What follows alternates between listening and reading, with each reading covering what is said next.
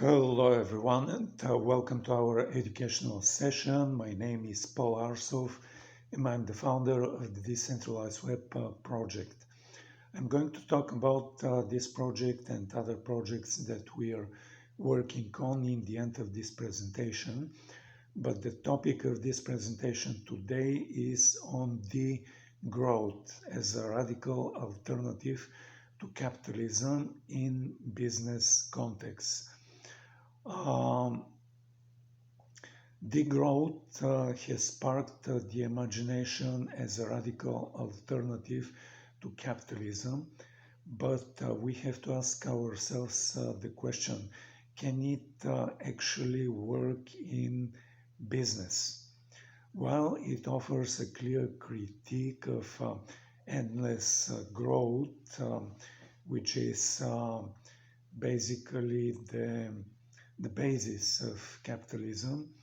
It seems that the growth is failing in providing companies with a real pathway forward.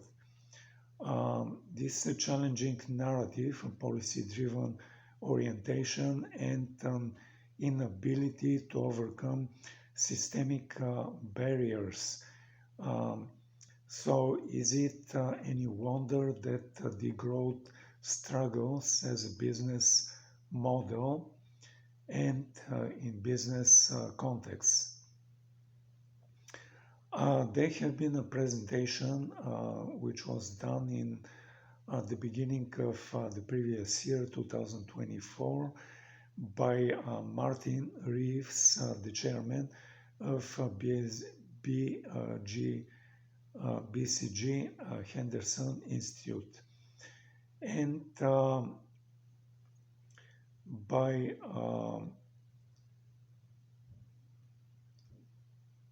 this presentation was notably different from the typical presentations and guests which were featured in this podcast. And in general, the presentation towards the end of this presentation, like the interviewer asked, what could a business leader take away from the arguments or gain by contemplating these arguments? And the response of the presenter was that he thinks many business leaders should ask themselves whether they're becoming any happier or they're becoming richer. And the presenter was making the point that more money can make a business leader happier to a certain point, but beyond that, the impact is insignificant. While this argument has merit, it also highlights a significant gap between philosophical critiques of capitalism, like the growth and practical reality of the business world. The arguments of the presenter assumed that happiness is a meaningful factor in decision making, yet for many in the business world, consideration of happiness are far removed from their economic and strategic priorities.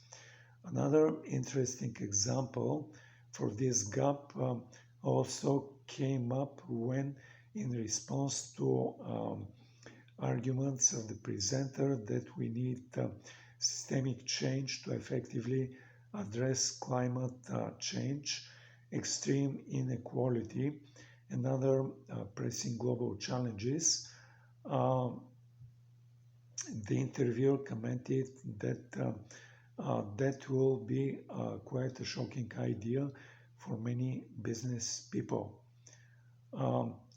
It reminds us of the finding in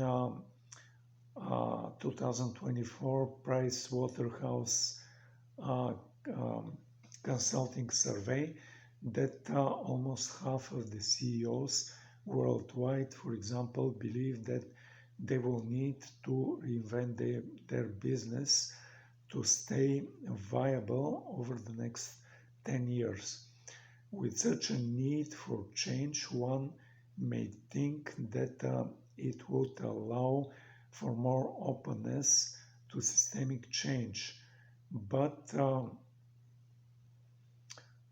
as we get these points from the interview I mentioned, these CEOs are probably still thinking in terms of changes within the system, like, for example, reinventing their business models rather than changing the system itself.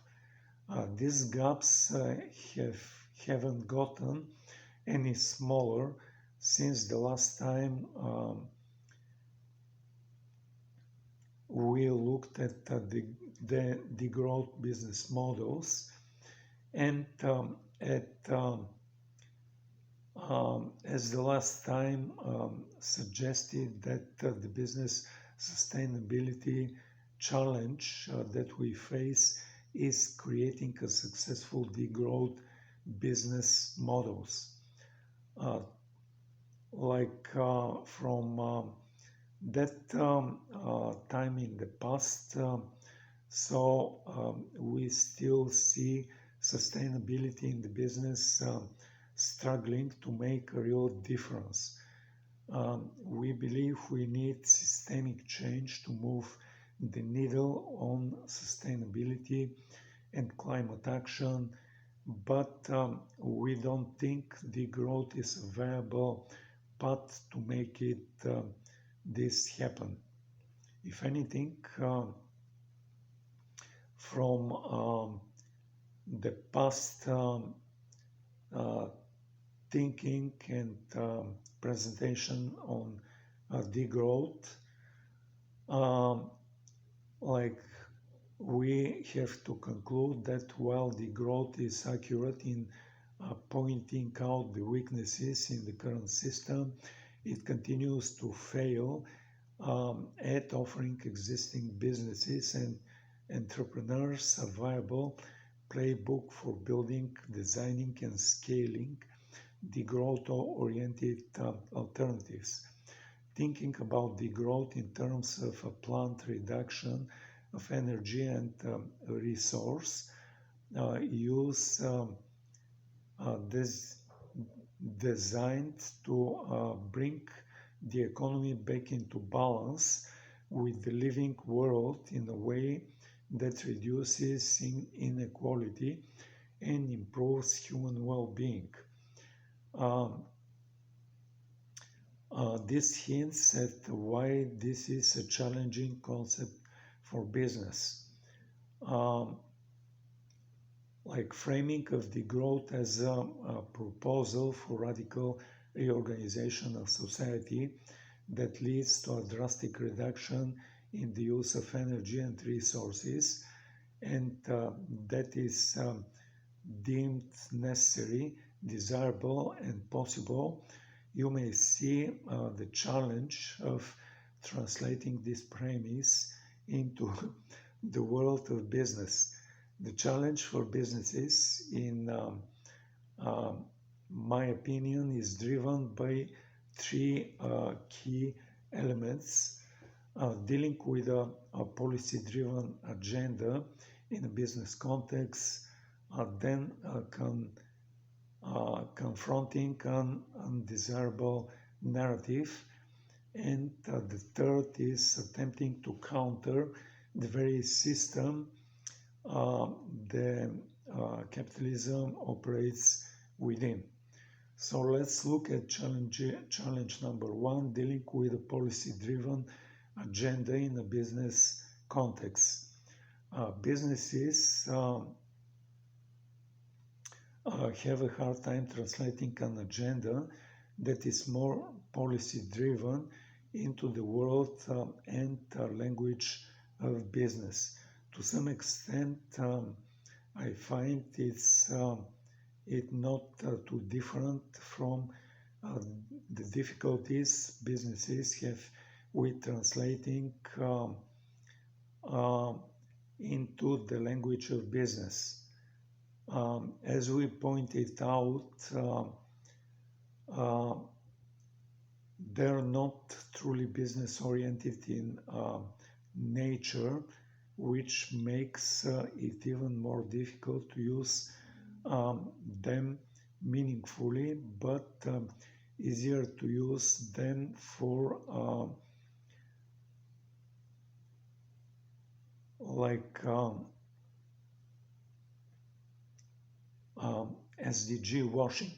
The point is that just like they weren't made for and with businesses in mind, the same applies to degrowth, only much more so. It is first and foremost a policy platform, not a business platform.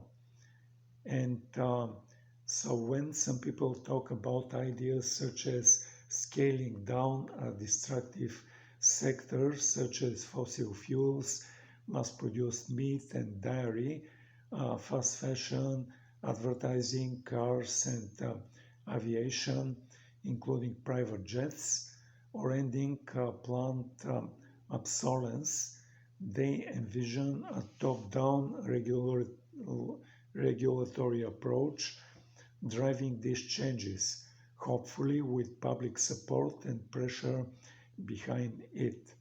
It is more likely that they see businesses as following new rules of the game rather than shaping these rules.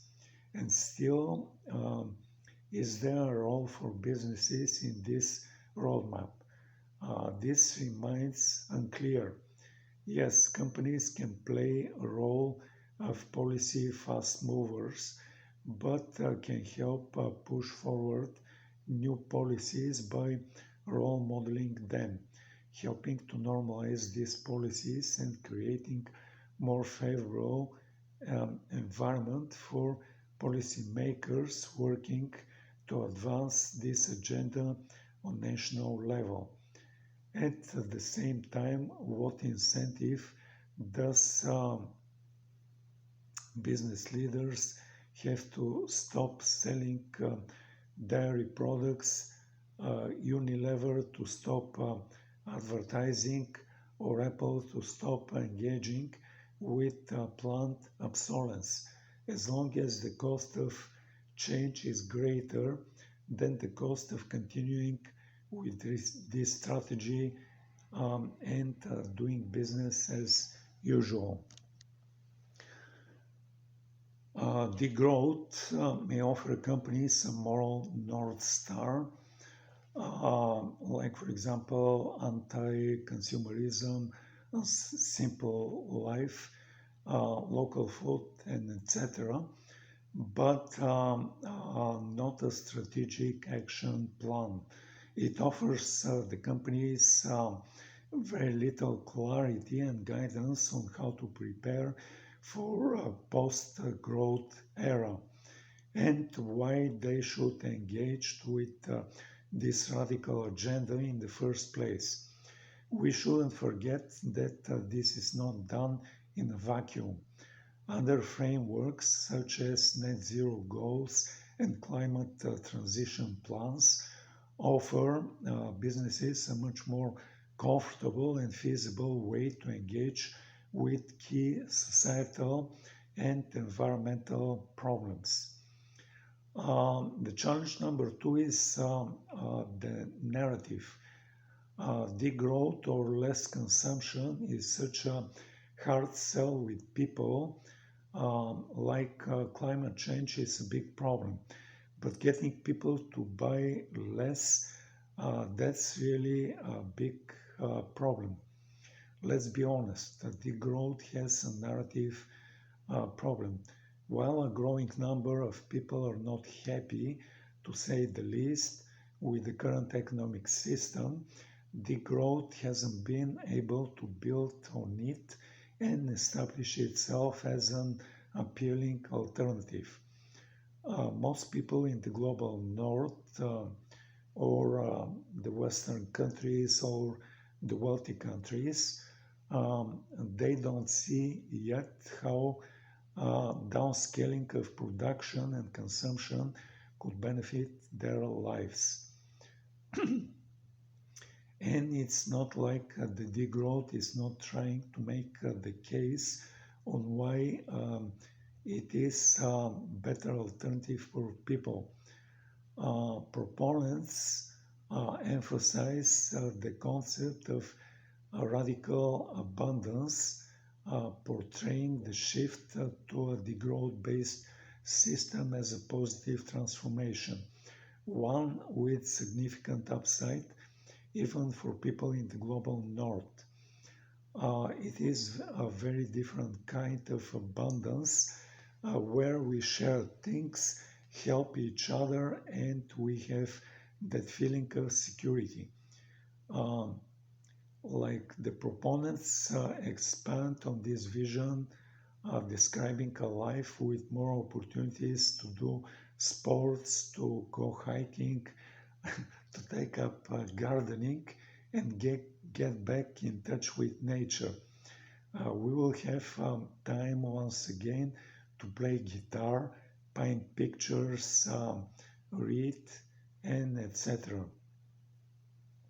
This is somewhat similar um, as the political left's promise of utopia in the future built out of collective struggle.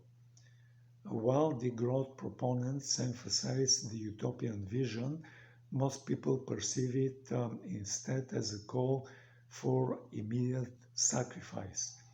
They hear less cutting back and giving up rather than a compelling alternative to the current system, and they have no interest in it. Even more so, the rise of right-wing populism worldwide further underscores the growth's inability to challenge widespread dissatisfaction with capitalism into a viable political and societal pathway to power and influence. It seems like the degrowth movement focuses more on convincing people of its economic and planetary logic rather than trying to understand their psyche. The more we know about the climate breakdown story world, the more firmly many cling to ultimately illusory securities of the present day, including like perversely enough, more shopping. Uh, like some people argue that the fear of death very often causes people to strongly defend the status quo of things as a defensive mechanism against uncertainty. The degrowth movement doesn't have an answer for that. Now you may ask, what does all this have to do with businesses? The answer is everything. Businesses are made of people and exist to create and deliver value for them. If neither the people working for and leading businesses nor their customers buy into the degrowth narrative or believe in its premise, then there's no way it could gain traction in the business world. As it stands, the degrowth narrative presents too high a barrier for businesses. And the challenge number 3 is the systemic trap. Beyond the first two challenges, there's the question of how companies are actually expected to translate the vision of the growth into their business models and how they can do so within a system that is moving in the opposite direction. Um, as a critique of the economic growth paradigm and proposal for a deliberate economic contraction, degrowth is viewed as a rather radical and anti-capitalist approach. In contrast, a business model is social construct or idea developed in a capitalist society to communicate how companies create mainly economic value and achieve competitive advantages, which are key performance measures for a capitalist firm. Fundamental tensions may therefore exist in using the concept of a business model to explore anti-capitalist ideas such as degrowth, as its application makes an inherent assumption that the two concepts are compatible. While degrowth may present a clear vision of focusing or ensuring human well-being within planetary boundaries, it fundamentally clashes with the systemic drivers that shape businesses as we know it. As some writers pointed out, like in the article, for example, in Harvard Business Review, degrowth does pose an intrinsic challenge to the current capitalist model because it implies a societal move from excessive consumption to and overproducing to reduction, redistribution, and the values of care. This tension is a key barrier to any attempt to operationalize the growth in business. What we have is a system that rewards expansion, profit maximization, and continuous economic growth, a system designed to penalize stagnation or contraction. Add to it the challenge of building a degrowth business model that is also financially viable, and you can find yourself in an increasingly tough spot. This tension for companies invested in considering degrowth is therefore not just ideological but also practical. It looks nearly impossible for degrowth to succeed in a territory that is very hostile to this idea in the first place. We have to admit that when in the past, degrowth was viewed more optimistically, uh, like the strength of the current mental model in business, which we shall describe as shareholder capitalism, has shown otherwise. Since this past view of optimism, we have to come to consider that degrowth is just fundamentally impractical as an organizing principle for companies. This is why we don't see any major company experimenting with shrinking its activity or right-sizing its operations.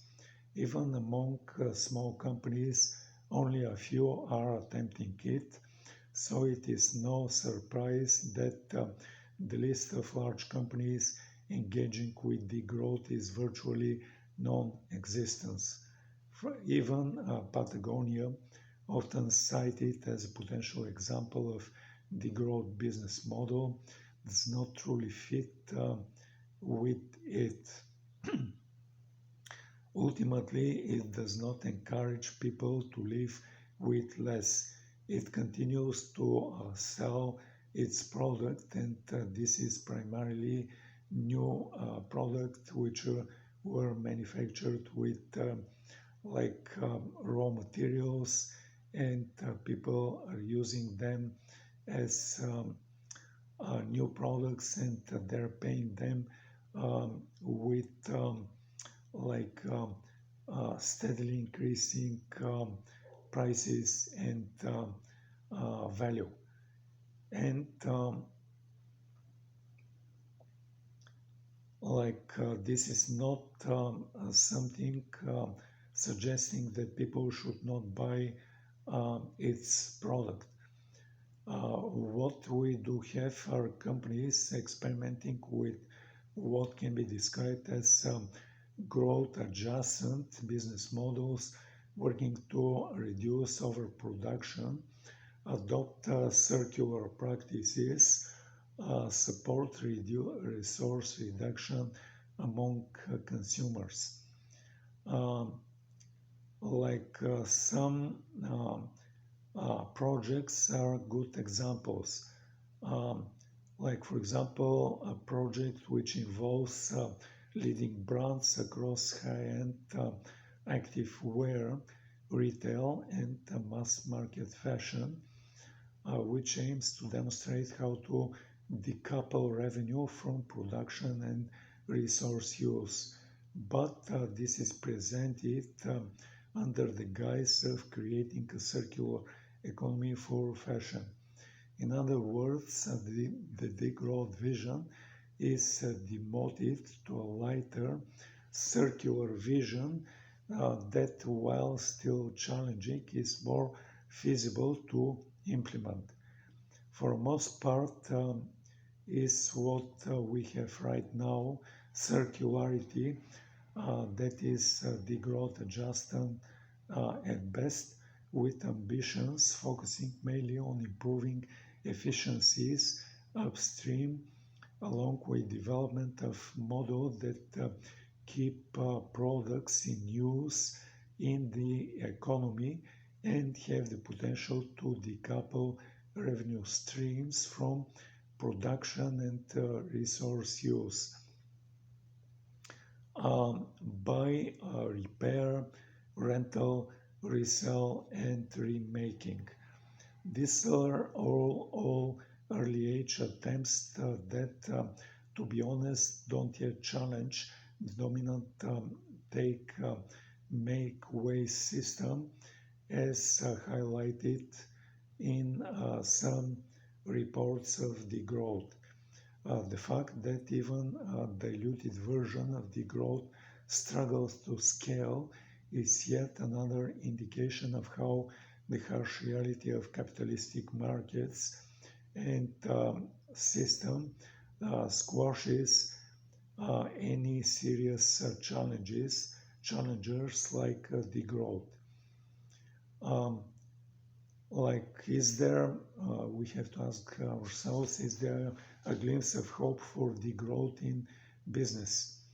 To end with a positive note, while degrowth in business is right now not a feasible alternative, unless we dilute it to circularity, at which point there is no need to call it degrowth, we still see three potential pathways for its evolution to the future. First, businesses can shift to be not for profit first, second, jointly owned as cooperatives, and third, small enough to be democratically controlled. This is probably mostly relevant for small businesses with a clear vision and commitment to doing businesses differently. Some people would actually question and ask themselves if these are businesses actually at all. The second pathway consists of companies that practice degrowth unintentionally, such as wardrobe apps designed to help people shop within their own wardrobes. Services that use very few resources, have low margin resource utilization, yet significantly reduce new clothing consumption. These are businesses that are driven by innovation rather than ideology, leveraging traditional business approaches like technology and consumer centrality to hack system effect. And the third option is companies that publicly align with the green growth, but in reality adopt some sort of synthesis of the growth and growth principles. We can take IKEA, for example. The company has increased revenues while reducing its carbon footprint, including that of its consumers and customers, selling fewer products while keeping those it sells at affordable prices. Uh, this approach is incredibly difficult to navigate, requiring a specific business DNA and likely being more viable for private companies. But it still represents an interesting integration of degrowth at a higher level. At the end of the day, these pathways often um, offer mainly food for thought about an idea that may seem good on paper, but in today's business reality, it's not going anywhere. We need to learn from this failure and design new pathways forward, ones that, unlike degrowth, are both ambitious and feasible. And with this said, I'm going to end this presentation. Thank you for listening. Thank you for viewing. And I'm coming back to the beginning of this presentation when I told you that my name is Paul Arsov and I'm the founder of the Decentralized Web Project. The Decentralized Web Project builds a decentralized communication and advertising platform. As I just mentioned, it is monetized through advertising. And the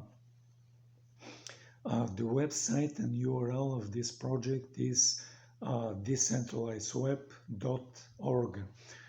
Decentralized and web, these are two words and they're typed all together. Decentralized web. Then there is dot and it ends with org. In this project, we have our own blockchain instance. This blockchain instance runs Ethereum software, and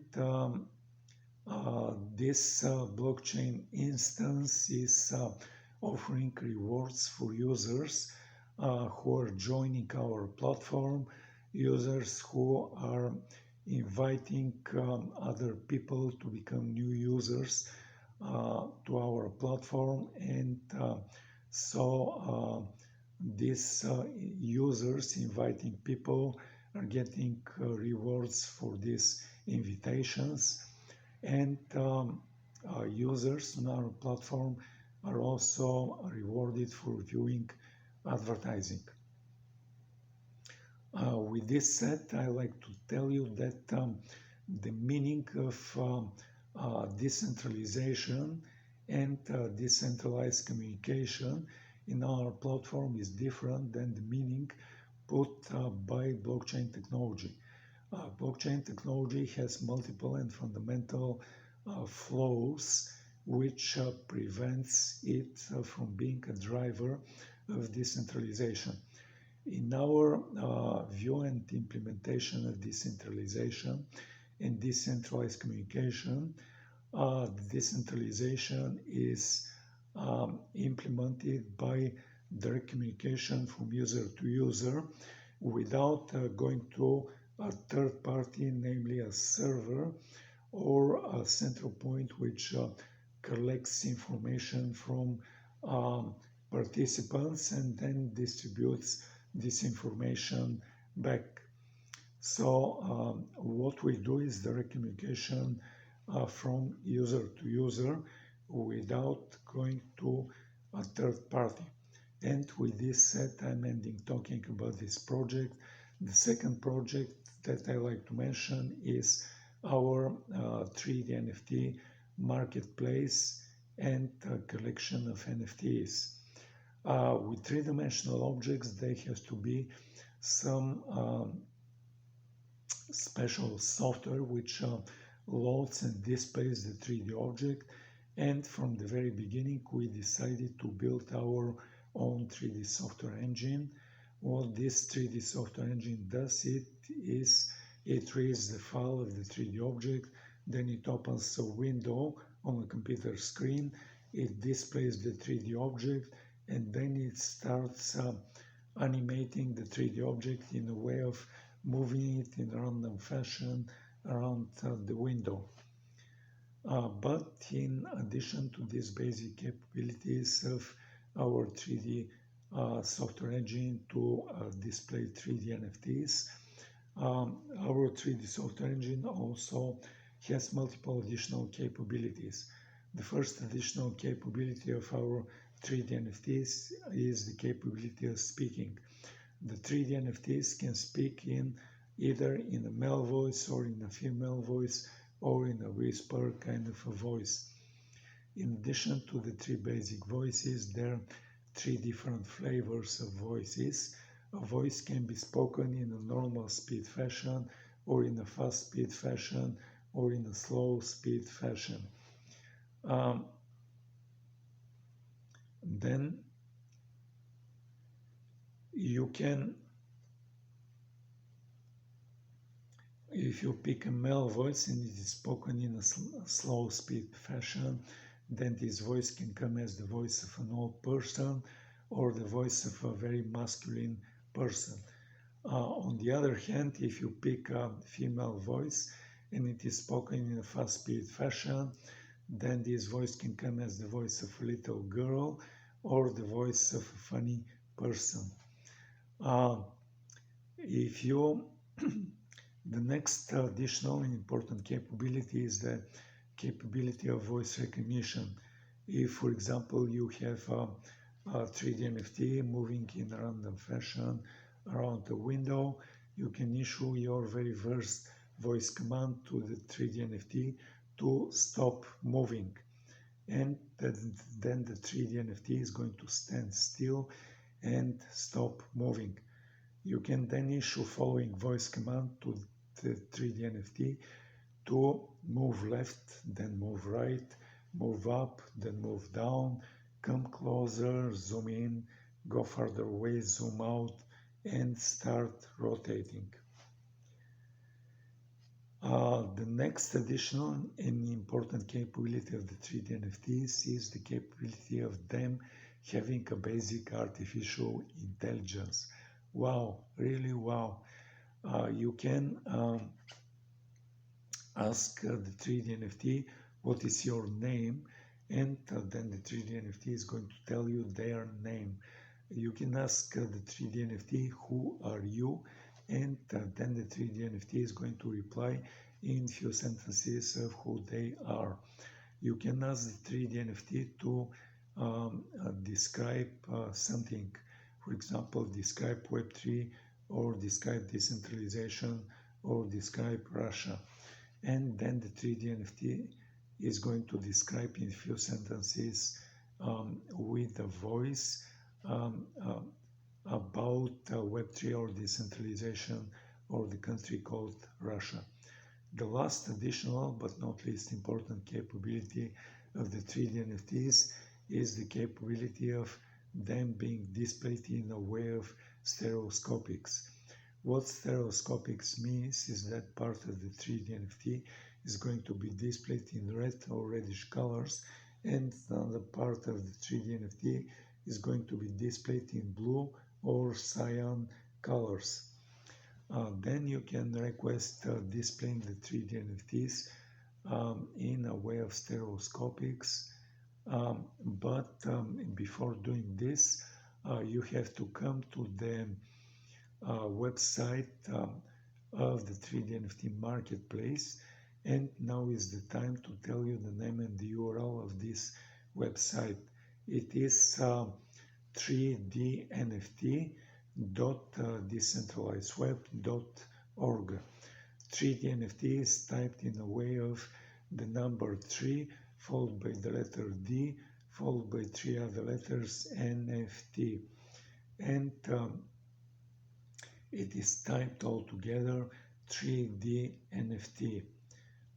Then you can then there is dot, then there are two words, decentralized and web. They're typed all together, decentralized web. Then there is dot and it ends with org. Once again, 3dnft.decentralizedweb.org. On the top of the main page and all of the other pages, you can see a number of links. One of these links is a link to accessories, and when you click on this link, you're going to see that we are offering special glasses.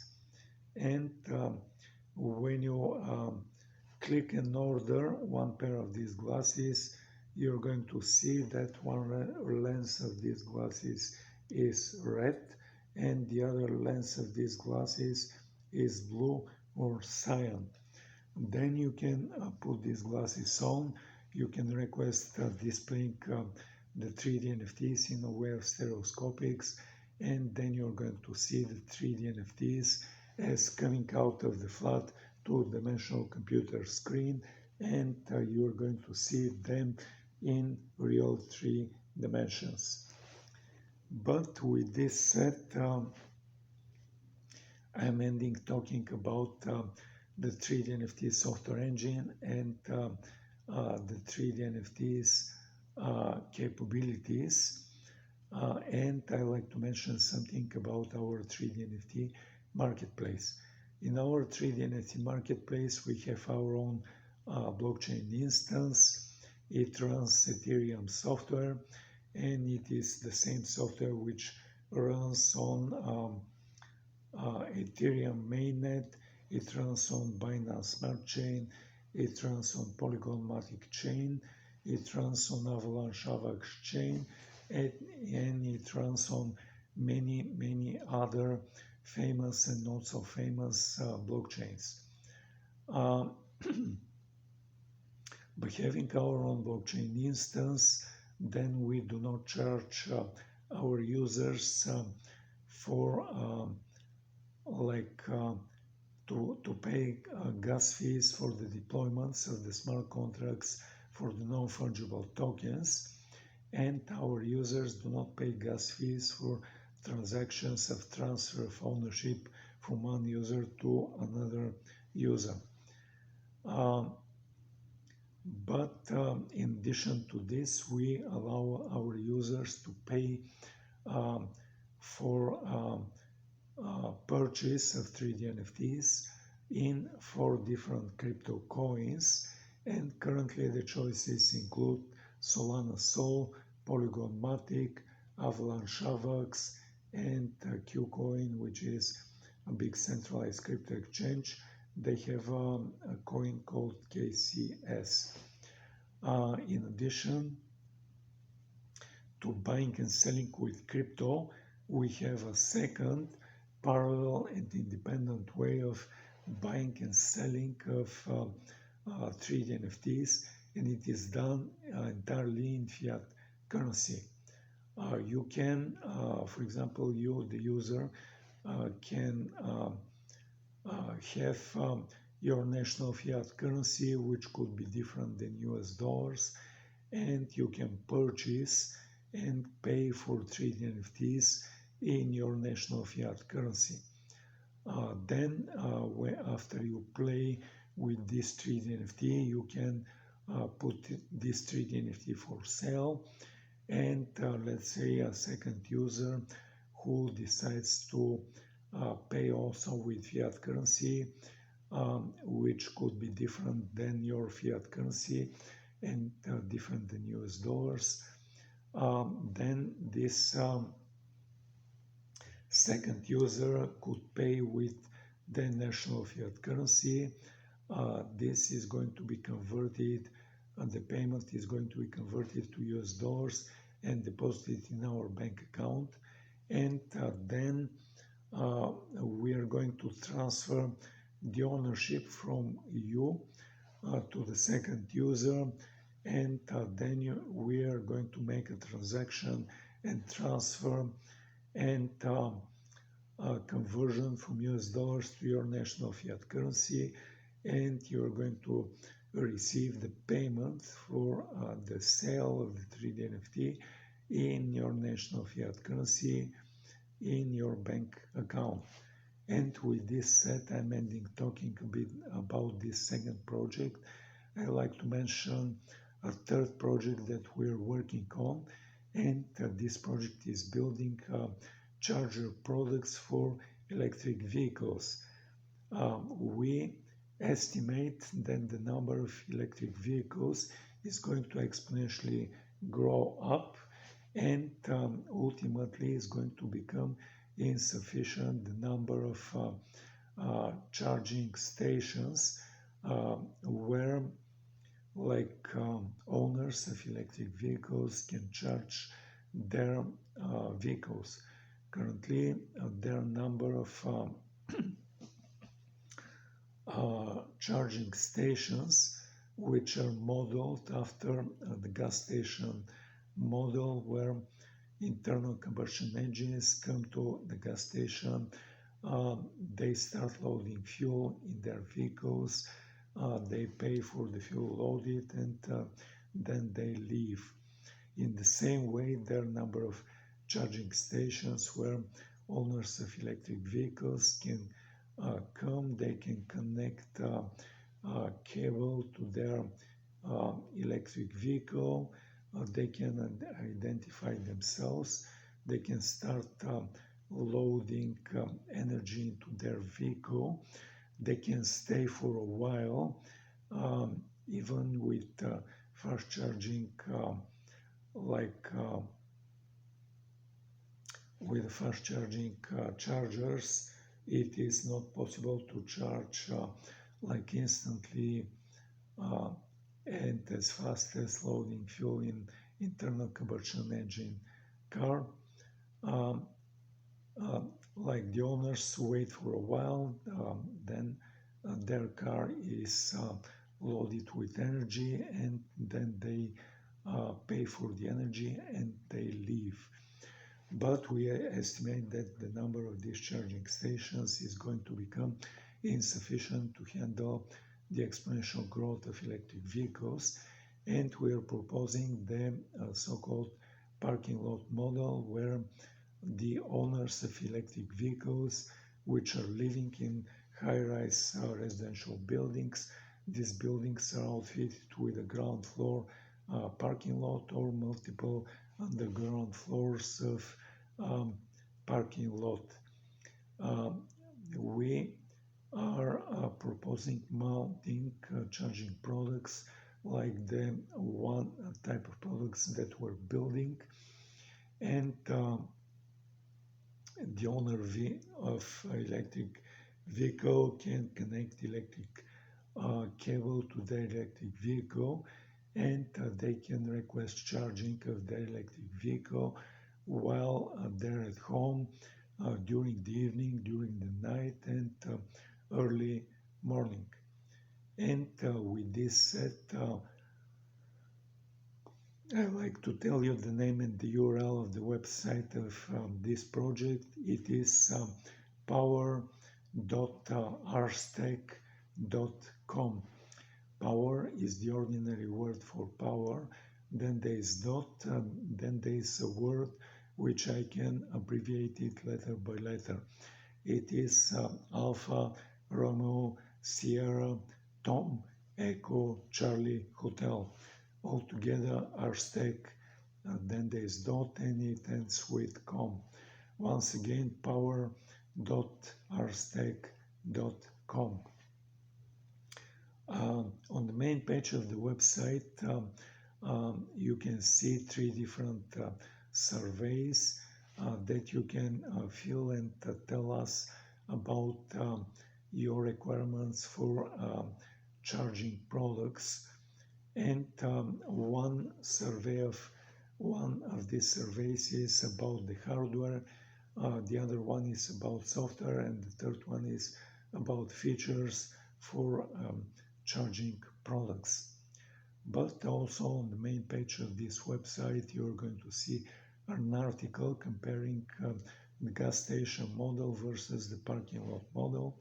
And this article is giving you much bigger details on what I just described.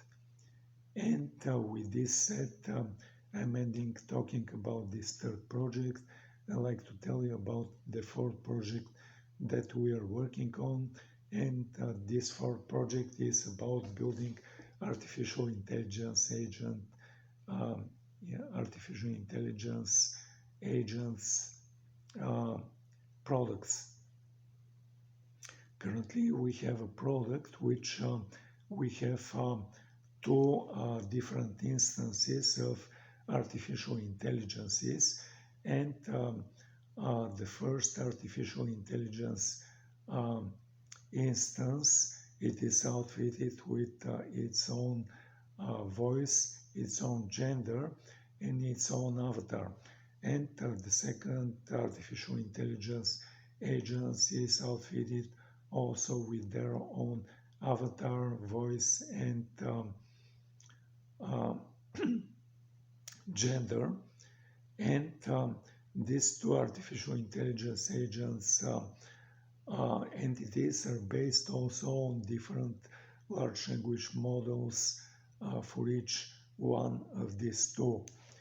And then you, the user, can request, for example, the first AI entity to be very seductive and trying to seduce the second entity, and then you can request the second entity to be, for example, very angry and to respond angrily to the first AI instance.